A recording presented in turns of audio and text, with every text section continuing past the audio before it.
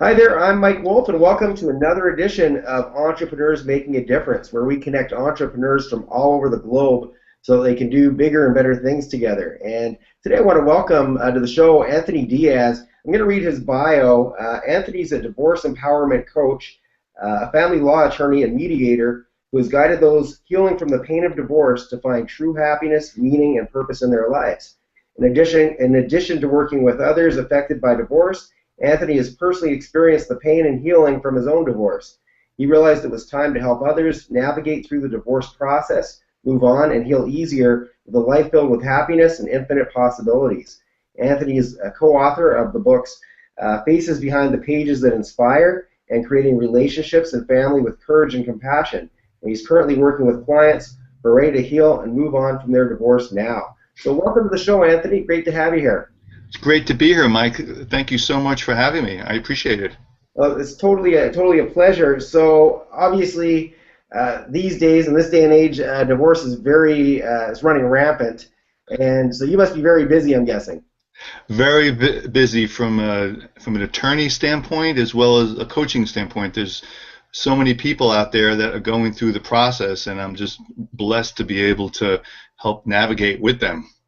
Yeah. So I know your mantra is divorce the divorce, and so what does that mean, and what does that mean in terms of helping your clients? Sure, sure. Well, one, it's catchy, so it's Sure. easy Yeah. to remember, and it's a good understanding of what people are going through. You know, most people understand the legal process of divorce, and they understand going to court and having to work out details of children and assets, and that's the legal side. What people aren't prepared for is the emotional side. And when I say divorce your divorce, to move on from divorce, it's not just moving on from the legal side, it's divorcing the emotional part and be able to let go of things that you've been holding on to, not just assets and things that are happening during the legal process, but a lot of emotional things that go on that's holding you back from moving on. So by divorcing your divorce, you're really looking at things that are holding you back from moving on for the rest of your life. Right. Right. So was there a defining moment where you knew this is what you were meant to do? I mean, because you went from were you always doing like divorce law? Is that what your family law, I guess you would say? Yeah, well, I've been doing that for a while, but I wasn't always doing that. In fact, when I went through my divorce, I was an attorney, but I wasn't practicing family law. And actually, that was my awakening, my epiphany, so to speak. And I wanted to share that with you because it was really made a difference in my life. So here I am, I'm an attorney and going through a divorce, and I thought this is going to be a piece of cake. I don't practice family law, so I'm going to hire somebody to do that. But I'm a lawyer. I understand the legal process. This is going to be easy. What I found out was it was the most painful experience of my life, and I wasn't prepared for it. I was angry, I was blaming, I felt guilty, I felt a lot of shame. And Mike, it was really a wake-up call for me as I was able to move forward, because I realized here I am, I'm an attorney, and look at the reaction I'm having, look at the feelings I'm going through, and it allowed me to look at people who don't have a legal background. I can't even imagine what they must be going through, not understanding the law at all. So I decided to get involved with family law, to be a family law attorney, to help people through the legal process, and then decided to help people after their divorce, because I saw a lot of people were getting hung up when the divorce was over and not being able to move on. So that divorce experience for me really allowed me to look at the process a lot different, and opened me up to how I can help people in different ways. Right. So, why do people, I guess, in your experience, why do people find it so difficult to move on from divorce? What are some of the things that I guess are recurring themes in your clients? Well, what I see mostly is the pain is so great that people don't know what to do with it. They're so caught up in the loss because it's a loss. I equate it to like a loss of a loved one. Even if you decided to end the marriage, it's still a loss and it's still painful. And people don't know how to process that. So what they do is they keep playing over the story over and over again. Either they're the victim or they're the blame.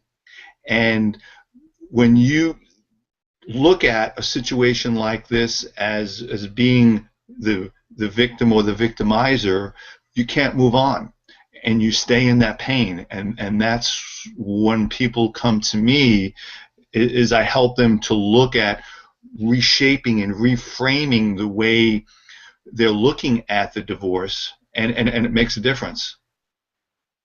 Exactly. So, if somebody were to come to you right now, what was, I guess, the first step in moving on from your divorce? What would be the first thing, first action step that you would take for somebody who's going through the pain?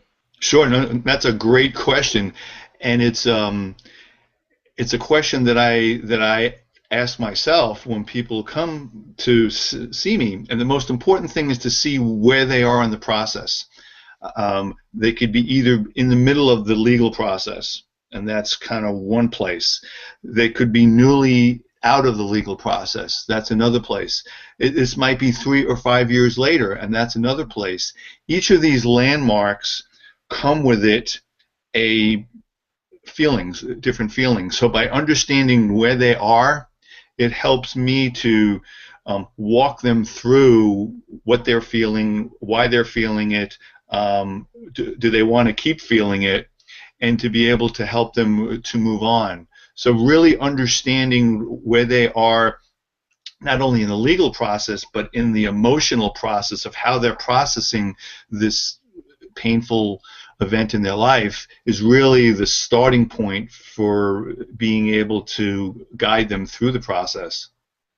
Right. So, are you still you're still practicing as a lawyer as well as doing the coaching? You're doing both, right? Yes, I am. Okay. So, who were some of your influences going from being a lawyer to doing something entrepreneurial? That's a big step. I mean, being a lawyer is a lot of education, and then taking it a further step and adding another layer to what you do. Was there somebody that inspired you, or was there a certain book that you read that really inspired you? I find most entrepreneurs have something that popped up in their life, either the right person or the right book, and suddenly inspired you to go and take it a step further. Sure, sure. Well, the book that inspired me to go from being an attorney now to coaching people was The Success Principles by Jack Canfield. And I still go back to it. In fact, after our call today, I have a appointment with myself to go back and review some of the chapters. It's the one book that I keep going back to, and it's a step-by-step process on how to be not only more successful professionally, to be a better person. And it's just an amazing book that I recommend to anyone. It really sets the foundation of setting goals, professionally and personally, how to make changes, how to go through difficult experiences.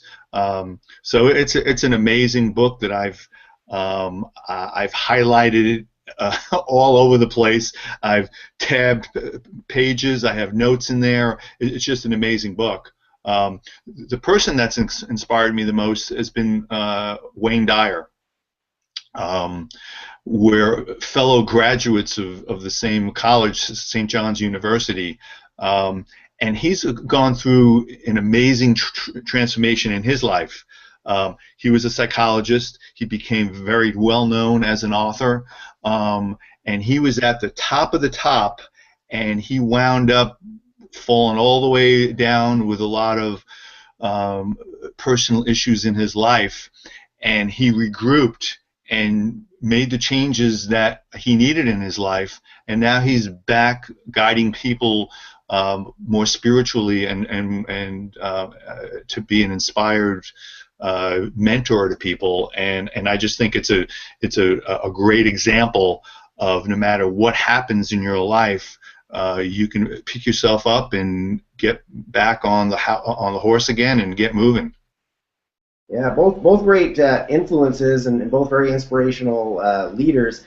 And I love asking that question and of entrepreneurs because it gives me a reading list, and now I'm like 800 books behind. I'm going to read. I haven't read that one actually, but I do love Jack Canfield and Wayne Dyer for that matter. So let's talk a little bit about your books. You have 2 books, and tell us the viewers a little bit about your books. Sure. Well, thank you. I appreciate you asking. The first book is a book I co-authored with a number of authors.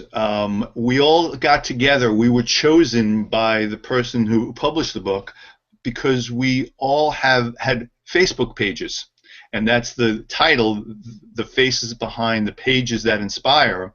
And all of us inspire people from a different genre, and mine was divorce and family law. Other people had other geniuses, and each of us wrote a chapter in this book. And it was an amazing experience for me because it allowed me to share some personal parts of my life, parts I had never talked about before. And it's a great book for anyone who wants to be inspired by people who have had challenges in their life and are now making a difference in other people's lives. So if people want to get that, they can go to my website, and it's a great read. 33 authors got together to write this book. So the second book, which is the most recent one that came out in January, Creating Relationships, again co-authored by about 8 or 9 folks, and each of us work with people and families that are looking to either keep families together or to heal from the pain of separation and loss. So each of us wrote a chapter, and my chapter was on the people that I've worked with on how to heal the pain from divorce and separation, and how to take responsibility for your life as part of the healing process. Again, that's a free ebook, and anyone who'd like a copy, they can email me, and I will I'll email them a copy. Oh, that's great. That's great. I'm sure that'll help a lot of people. So you obviously are working with people that are at a very low point in their life, and I'm sure it's very fulfilling to help them get over that. Do you ever get caught up in it, though, where their emotion kind of makes you you get caught up in it yourself? Oh, it happens all the time. It really does. I mean, even with my clients, they're going through a lot of pain, and I'm their first line of defense. And a lot of times their last line of defense. If you think of a baseball game, and I'm the only fielder in the game. I'm the only one that's going to prevent the ball from getting out of the ballpark. So they really rely on me emotionally as well as professionally, and sometimes they get they're so emotionally involved that they're going to lash out at me if the outcome isn't going their way, or things aren't working out the way they want. And it's an opportunity for me to take a step back and remember that I was in their shoes not too long ago. And it helps me to come from a place of empathy and compassion, because they don't want to lash out, they don't want to be angry, but they have no place to go sometimes and no one else to talk to. So it helps me to get them back on track and just to understand what they were going through, and that helps them to kind of snap out of it and to realize that I'm on their side. Right. So what modalities do you use to work with people? Is it generally a one-on-one thing, or do you sometimes do like some kind of group coaching or online, or how do you work with them typically? Sure. Well, the most common way is one-on-one coaching. A lot of people have very specific needs and specific they're in a place in the process that they really need one-on-one coaching, and sometimes that's the most effective. I also do group coaching when I have a group of people that have a lot of similar, they're in a similar place, or they're similar roadblocks and ways that they're getting stuck. Having a group coaching live program is very effective for people to, not only for me to be able to talk to a group at once, they can hear other people going through the same thing, and that's very helpful for them. So I offer group coaching. I also just released my first online program. It's called Divorce Your Divorce Now, and it's 7 steps to moving on to heal your life, to live and love again. And I go through, there are 8 modules that people can buy, and it's a step-by-step process. No matter where you are in the divorce process or in the emotional healing, you will find a path and a way to be able to let go of what's holding you back and to move on. So I'm very proud and honored to now be able to offer people kind of a self-study program to be able to work at their own pace and to interchange the different steps. They may go from step 1 to 6, back to 4, depending on where they are. But it's overall a very comprehensive program to help people going through divorce. Yeah, it's very powerful. The the ability of the internet to have obviously a large reach, and so it allows you to have help a lot more people than just working with them one-on-one. But when you do work with them one-on-one, is that usually during the divorce process while you're representing them as a lawyer, or would it sometimes be after or before, or how does that work typically? Really, it's all of the above. I have clients that are open to coaching, and we can work together during the legal process if they're ready. That's really the ideal time, because people wait until after the divorce is over and they're like, what's next? So I really like to work with them during the legal process, because there's a trust level involved, and if people are ready to start moving on emotionally during the legal case, that is a great time to start, because by the time the legal case is over, they've already worked through a lot of the things that are holding them back, and they're ready to start moving on. Some people aren't ready during the legal process, so we focus on that, and if they want to work with me after the process is over to go through the coaching, we can do that. Typically, my reach has been people who aren't my legal clients and folks that want to work with me after the divorce, because they realize they can't work through these parts on their own, and they hire me to stop the pain and start healing, and that's where typically a lot of my clients have come from. But ideally, the best place to start if they're ready is during their legal case. Right, exactly. So I know that it probably varies greatly, but what's a typical length of time for people to get kind of back on with their lives again? Is there a certain time frame that you see, or is it just so much variance and it's just so hard to say?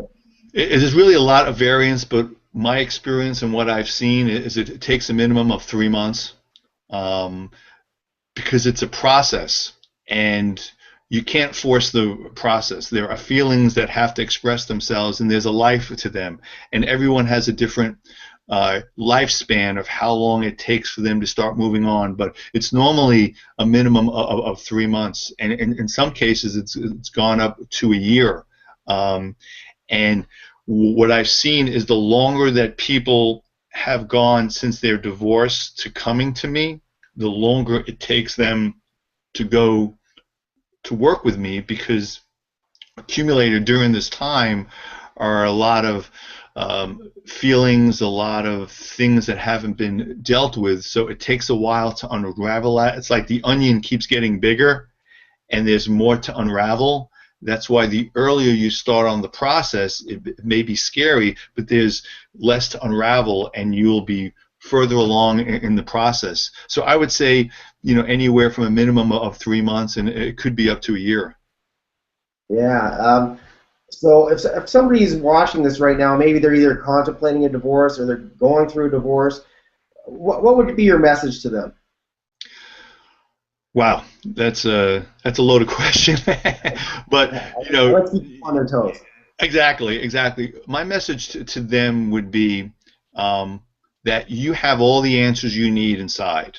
And a lot of people don't know this because they look for answers outside of them. But really, all of us have all that we need to solve any problems or any challenges. And it may be locked up in a place, and it may be in a scary place, but to know that you're not alone, that no matter how scary it is or how unknown it is, that you will get past it. And you'll get past it when you can trust yourself and to trust that you have the answers and that you have everything that you need to know, but you just need a little guidance and a little help to kind of figure that out. Yeah, what percentage of people I heard the statistics are almost like 50-50 for divorce, for relationships ending in divorce. What are the statistics these days? Yeah, I mean, it kind of runs around 50%, and I think that's the general. What I think is the most, even more telling from that is second marriages end in divorce even greater than 50%. So what that's saying is there's a higher likelihood that a second marriage will end in divorce than the first marriage. Which is kind of almost counterintuitive because you think you'd figure out what you're looking for, or maybe you Yep. have a better idea of who you are, but I guess not. Sure. Well, what it's saying is that people really, we're creatures of habit, and we're creatures that want to bond with other people. That's what we were born to do. We were born to love. We're born to have loving relationships. So when you go through a divorce, you still want to be in a relationship with people, and you still want to love again and still want to try it again. But what happens is people haven't taken the time to heal and to learn and to grow after their first marriage ends in divorce, and that's really the time to really work with themselves, and if that's not working out well, to reach out to somebody else, because statistics have shown that when people take the time to learn about what happened and to go inward and to figure out what really went wrong, those are the best chances of having a successful relationship the second time around. Yeah. What about what's the statistics on third marriages? I can't even imagine what that looks like. I don't know if anyone has looked at that, but I am hoping that those statistics are better, that people didn't learn in between the first and second, and after the second said, okay, universe, I got the message. I need to learn what happened, and whatever it takes, I'm going to learn.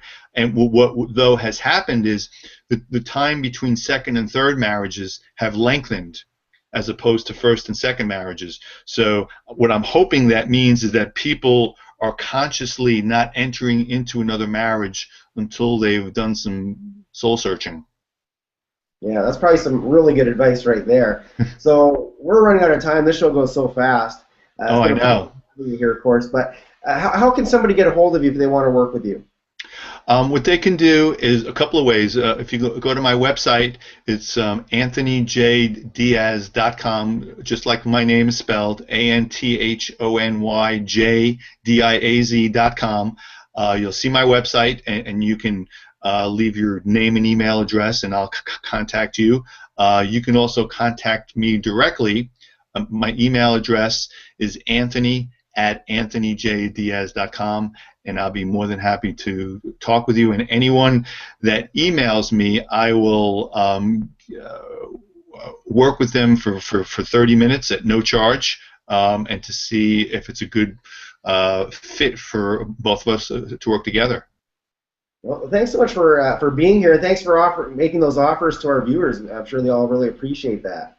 Well, thank you, Mike, and it's been a pleasure, and I just love you and Debbie are doing. It's just amazing the energy that you are creating out there for entrepreneurs and for all of us, including yourself, that is living our life with passion and meaning. So thank you.